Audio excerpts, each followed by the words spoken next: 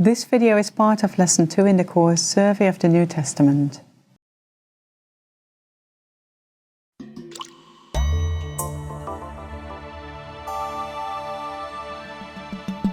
In this video, the 4 Gospels.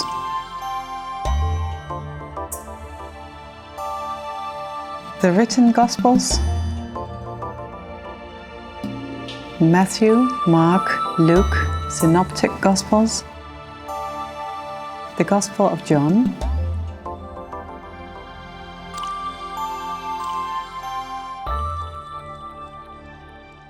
the second video lesson of this survey of the New Testament is about the 4 Gospels. And it has 3 parts. First, about written Gospels. Why are Gospels written? Secondly, something about the Gospels of Matthew, Mark and Luke. These are called the Synoptic Gospels. And then briefly about the Gospel of John. As an introduction, we are blessed with 4 Gospels in the New Testament, written down as they are. The 4 Gospels are Matthew, Mark, Luke and John. And it's interesting to look at the writers and to see their own series of special points they make. That makes it a rich report from different points of view. It is like an incident which has taken place and different people have seen it, but they tell us their own report from their own point of view. So different witnesses can tell us a lot about the same incident to make up for a complete picture. The first item in this lesson is about written Gospels, and the question is, why are the Gospels written? They are written because of the spread of the Gospel message. It was impossible for the people of the early church to spread the Gospel by mouth only. The second reason for writing the Gospels was that as time went by, the apostles became older, and there was a sense of urgency that the material should be recorded, written down, before those who knew it best were not alive anymore. And nobody knew when Christ would return. They hoped that he would come back soon, but nobody knew really when that exactly would be. But perhaps the main reason for recording the Gospels was the need for factual material with facts to use in the instruction of new converts. They needed to be instructed in the basic facts of Christ's life, and they needed to know that the Old Testament history and prophecies were fulfilled in the coming of Jesus Christ. So that is the answer to the question, why are the Gospels written?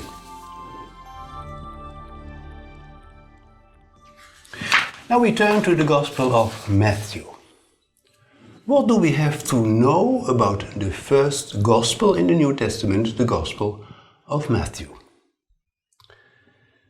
It is the first Gospel in our New Testament part of the Bible, and it is the longest one. The book is written by Matthew, the apostle of Jesus Christ, who was called Levi before and who was a tax collector in the service of the Romans. Matthew begins his gospel by writing down the genealogy of Jesus, starting with Abraham.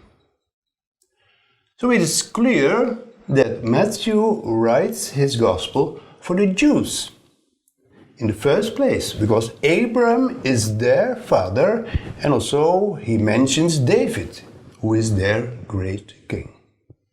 He wants to show the Jews that Jesus is the Messiah. Jesus came to fulfill the prophecies of the Old Testament. Let's look, for instance, at Matthew 1, verse 22 and 23.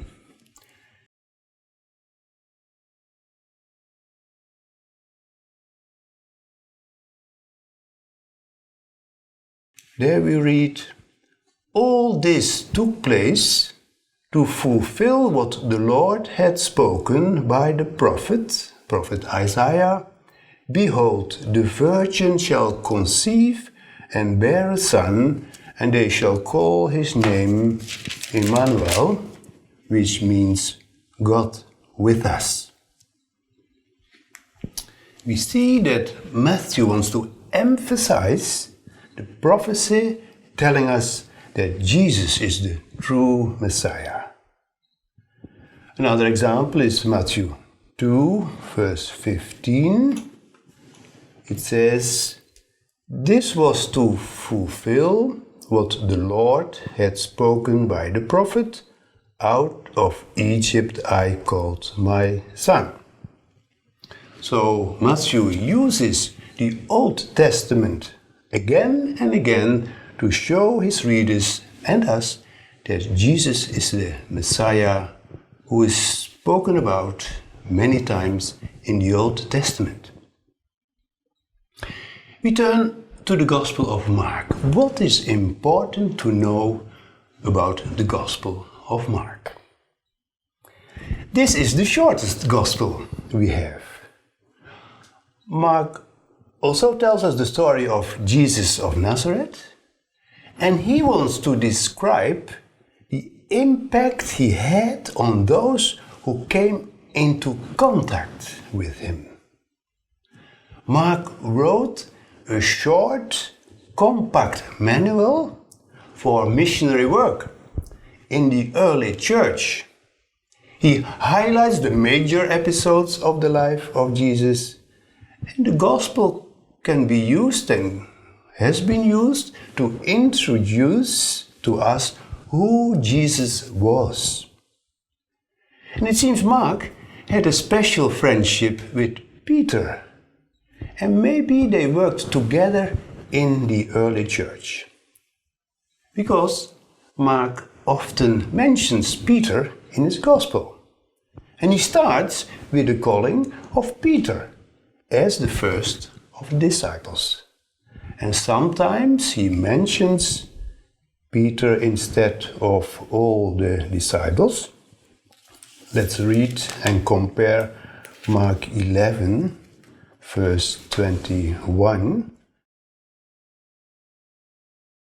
It's about the withered fig tree.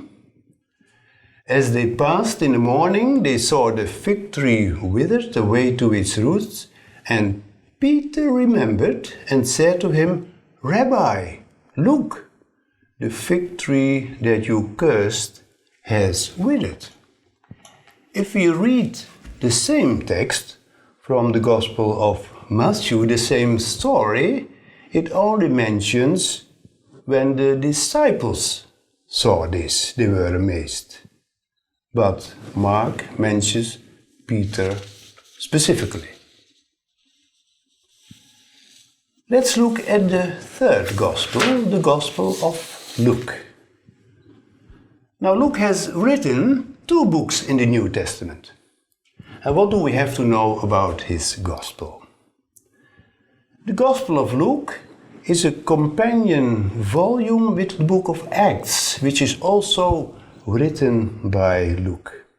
And the language and structure of the 2 books indicate that both are written by the same person, and they're also addressed to the same person. He was called Theophilus.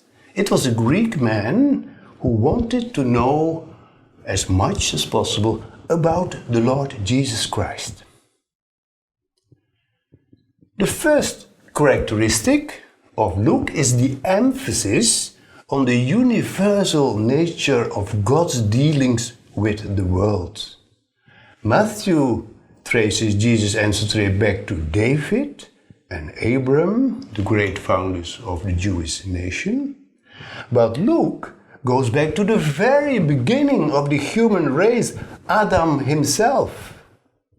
And Luke places the birth of Jesus between historical facts. In chapter 2, he mentions the reign of Caesar Augustus, the Roman emperor by that time. And there are several verifiable facts at the beginning of Jesus' public ministry in chapter 3.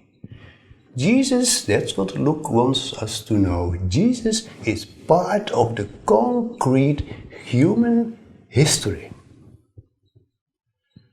Luke also has a special interest in the events of Jesus' early life and the life of Mary, the mother of Jesus. And possibly Luke had this information from Mary herself, because he was in the country of Canaan with Paul, the apostle. It is only Luke who tells us the Christmas story as the whole world knows it. And in his whole gospel, Luke has a lot of attention for the place of women. He mentions their names. In chapter 8 we read about Joanna and Susanna, women which were with Jesus and followed him. And in chapter 10 we read about Mary and Martha. And he also pays much attention to the criminal on the cross. In the Gospel of Luke, we read about the conversation of Jesus with this criminal. The other Gospels just mention the criminal without mentioning the conversation of Jesus. And this is what Luke wants us to know. Jesus came for all of them, Jews and Gentiles, men and women. They are all loved by God and all need salvation.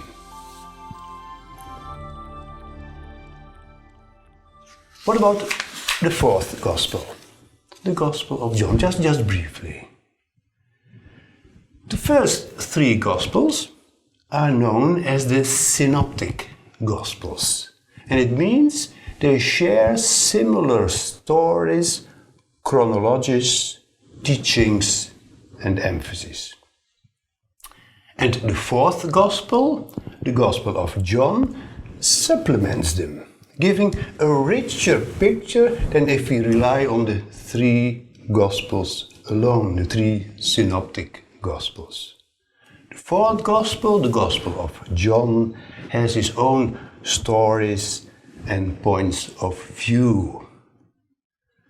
John has written much about the conversations of Jesus with people like the Samaritan woman. And he writes about miracles Jesus did. And these miracles are called by Jesus the signs of his kingdom. So that's just briefly about the Gospel of John.